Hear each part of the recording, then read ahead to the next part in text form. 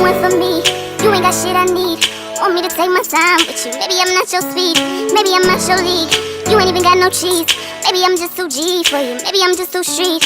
I can even roll in peace. Everybody notice me. Hey y'all, welcome back to my channel. It's your girl Cece and I'm back with another video. In this video, I will basically be making some pineapple flavored lip glosses. Some of my lip glosses are scented and I decided to try the pineapple flavor. I did do pineapple and vodka, but this time I will be doing pineapple alone. There I am adding the lip gloss base. I'm gonna go ahead and add my castor oil and olive oil.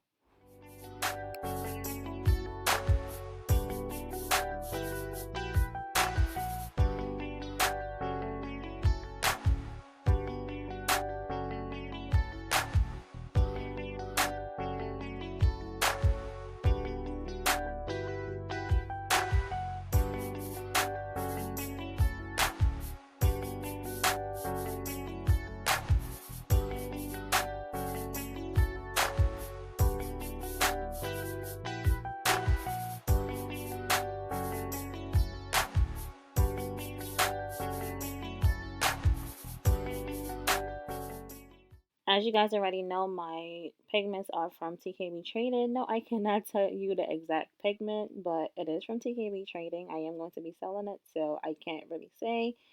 And I am using the preservative oil from TKB Trading as well. And my flavoring oil is from, Get Suckered.